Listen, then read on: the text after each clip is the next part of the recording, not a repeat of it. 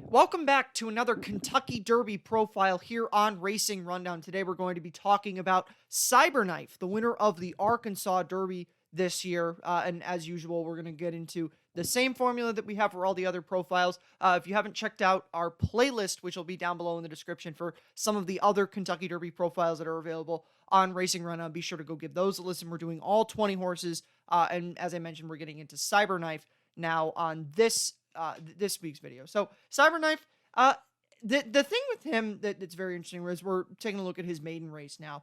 Cyberknife is probably one of the most, if not the most, green in horses in this 3-year-old crop. I'm gonna quote Michael Rona, the track announcer. He's as green as a billiard table. That's how I would describe Cyberknife. And as we're watching, he's the 5 in this maiden race, going 6 furlongs at Churchill. He's getting a good early position here right now, early on in this race. But this race, he is going to cross the wire first. But he beats himself in this race and gets himself disqualified. And that has been basically the story of Cyberknife's entire career. Unfortunately, they just went behind a mound of dirt there, so we didn't really see what happened there. But he's going up right now to Hoist the Gold, who's the 6 horse at 5-2 right now at this point. But right here off the turn is where the incident's going to happen. And this is where you really start to see the greenness from Cyberknife. Now, goes there, bumps Hoist the Gold right there. Absolutely deserved to come down from that, as you see. I mean, they're fighting each other down the stretch in this race. It's going to be a very tight finish. But as you see right here, Cyberknife's just all over the place. And Martin Garcia, right before the incident, went to give him the left-handed stick right there. Had no shot to keep him away from him there. But very green. He's also on the wrong lead there. So clearly something there with Cyberknife, but definitely not a mature horse by any stretch of the imagination. Needs a lot more seasoning for him. Now we're going to move on to his second career start, also a maiden race at Churchill Downs. And this is more of the same with Cyberknife here, once again, with beating himself. We're going 6.5 furlongs in this race, and he gets a pretty decent start in here, is able to establish some good early position for himself early on in the race. But once again, when we get to the stretch, you're going to see, I'm going to skip ahead a little bit in this race. Excuse me for having to pause it there. As you can see, or skip to about maybe the half-mile mark in the race. They're getting towards the far turn in here. Cyberknife is in a good position right now. Classic Moment is the horse who's in the lead right now for Steve Asmussen, but Cyberknife's just going to continue to beat himself down the stretch. He's kind of all over the place in the stretch. Martin Garcia is trying to keep him steady. He gives him the left-handed stick right there. But Cyberknife just begins to drift right there. And, maybe he shouldn't have been going that much in with a horse that was drifting like that. But he's the best horse in this race. But you just see with how erratic he is all over the place down the stretch. Classic Moment gets the benefit here. And you're going to see a lot more of that with Cyberknife. That's one of the worst examples of it. We get to now where he finally is able to have something go right for himself, at least in terms of getting a maiden breaking score. And that is at the fairgrounds on December 26th, the same card as the Gunrunner Stakes. And as you can see right here, once again, gets a pretty decent start here. And is able, again, he is, for the most part, able to establish a really good position for himself for the most part in races. It's just that he has been beating himself. And I'm going to sound like a broken record with this. He beats himself in every single race he's lost. He beats himself in. But right now, with respect to this race, you can see he's in a good early spot here. He likes to be more, when there's not a fast pace on, he likes to be more forwardly placed. But the thing that is good about Cyberknife is he can pick his own place to run from. And, he is able to set a good stalking trip right here. He's off the leader, Jeeper, who at this point was coming out of a pretty good maiden race, had some good form coming in here. So, these are maiden. This wasn't the greatest group of maidens, but this is a pretty decent group of horses right now. And Cyberknife's kind of sitting that outside stalking trip that he wants to sit. He is a horse that the trip is very important for him. And the benefit for him in all his races, he's gotten the trip, with the exception of the next race we'll get to. But in most of his races, he's gotten the trip. And as you can see right here, he's blowing by, not blowing by, I shouldn't use that much of a superlative, but he's going by Jeeper rather easily in the stretch. And it looks like that he's going to win rather easily right here, but you see him throwing his head in the stretch. and once again ducks out in front of Jeeper. And he's going to let Jeeper get back into this race. Right now, it looks like he's going to win by 2-3 lengths, but because he is messing around down the stretch, he's going to allow Jeeper to get back into the race, drifting once again. And Jeeper's not a bad horse, but Cyberknife probably should have won that race by a little bit more, considering the talent that he has. But that's really, once again, I've been saying this for the last 3 previews. He's a very immature horse. He's been beating himself constantly, but he finally gets the nod in a stakes race, gets the victory, and we go into his first stakes start, which is Lecomte Stakes, which this race is very weird for just about everybody in it. This was the race that Epicenter was defeated in, and we're not going to watch the entire race here because Cyberknife, it doesn't look like Cyberknife is ever really that comfortable in this race. Obviously, he's not going to go out there early and try to press up there with Surfer Dude and Epicenter, who are both faster horses than him. He's wider than most in this field, and I'm not really sure that that's where Cyberknife wants to be. Like I said, Cyberknife's a horse that the trip is very important with him. He needs to get a good trip in order to win the race. I don't think he's getting a bad trip here, but I don't think he wants to be outside, and eventually you're going to see when they get to the far turn in this race, he's going to be widest of all. But also, I think you're going to start to see with him a little bit later is he wants to make sort of mid-race moves and have established himself, which in this race he's not able to do that with the presence of Epicenter and Surfer Dude. And I don't really get the feeling that he's ever really that comfortable in this race. Although the one thing is he does start to move up, and it looks like he is going to have be a factor, at least in this race. A very good move. He's widest of all at this point. Right here, but just once they come off the turn, he just flattens out. I don't really know what the explanation for this is, but right about now, he just stops. And goes from a point where he looks like he may factor in this, maybe pick up a placing, to right now he's getting passed by Call Me Midnight at this point, and his race is over. So there's really not much more to draw on it from here. Not really a whole lot of issues with him being green or drifting down the stretch here. Just an example of he was just had nothing left at this point in the race. So very peculiar what happened there. That's a big red flag. I don't know what happened there, but it certainly isn't anything that I'm overly positive about. We'll get now into his second to last start before the Arkansas Derby. This is an allowance race on Risen Star Day.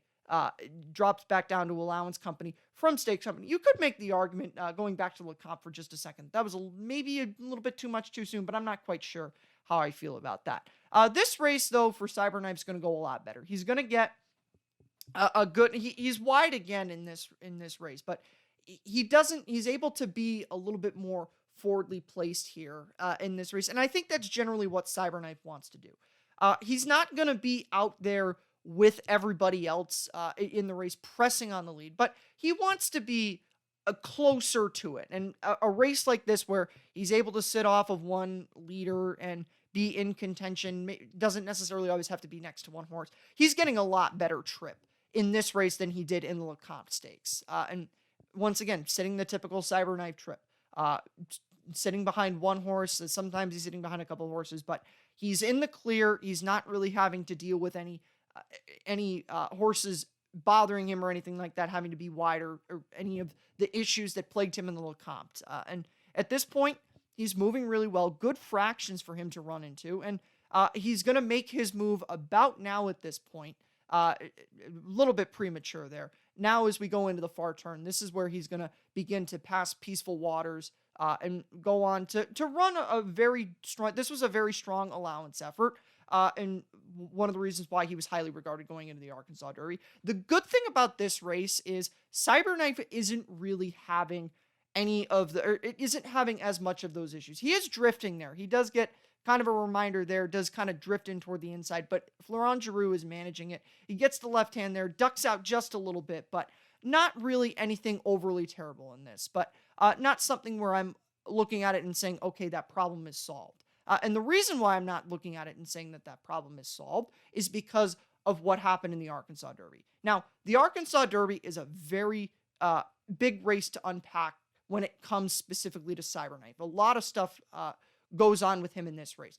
The good thing about this race is Cyberknife really trips out in here, but he trips out because of Florent Geroux. So he's breaking from the outside post here, but Florent Geroux does a very good job of establishing the early position. But he's going to see right here, Doppelganger, Chasing Time, and Kavad all have more speed than him. They all want to be on the lead. And he's going to say, okay, well, I don't need to be there with them. I don't need to get my horse up there. So what he's going to do is he's going to take Cyberknife, bring him inside of horses into a really good stalking position here. So he's going to let those three horses go out there, do the dirty work for him. Kavad, Chasing Time, and Doppelganger. And he's got a good about 2 length separation, and he's in front of all the rest of the field. And as I mentioned, he's getting a really, really good trip right here. But then they start to slow it down a little bit down the backside. So now Florent Geroux is saying, okay, well, if they're going to slow it down, then I'm going to put Cyberknife in contention. He doesn't take the lead here, but he's able to find that hole between Kavad and Chasing Time.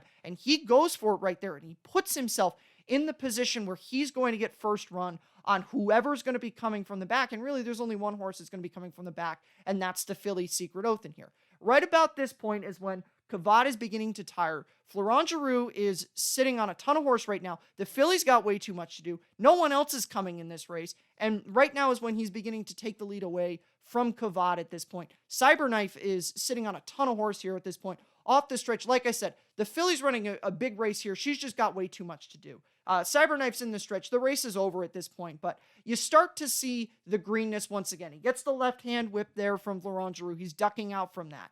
That is, once again, the big issue with him. But the filly had way too much to do in this race, and that is why he's winning this race by such a wide margin here. Barber Road gets up for second there. But so at the end of the day, Cyberknife tripped out in the Arkansas Derby, but he tripped out courtesy of the fantastic ride that Florent Geroux put on him in that Arkansas Derby. Now we'll get to the pros and the cons for him. The big pro is the Arkansas Derby was a career best everything for him. It was a career best speed figure, 92.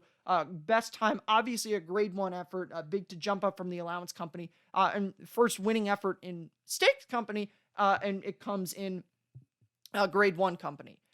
He's also been consistently improving when you look at and he had always established himself with some talent from his early form. Obviously, he was disqualified in his first career start, but 3 really good races going into the Lecomte, which I'll get to in a minute. And then after that, the Allowance race, and you can see the progression from that 87 figure into the 92 figure. And the other big pro with him is he's run 5 winning races. As I showed you, even in the races where he was losing, he was beating himself there. One of those races he did win, but he was taken down there. And like I said, did deserve to get taken down there. But he ran 5 winning races. So he knows how to win per se. Or I shouldn't say he knows how to win. He knows how to run quality winning efforts. Now we get to the cons for him. And it's that immaturity. I said it in the beginning of the video. He's green as a billiard table. He hasn't really solved that. And that's going to be a problem for him come Kentucky Derby time. If he's going to dink around in the stretch, duck out from the whip, and things like that. So that's a big problem with him.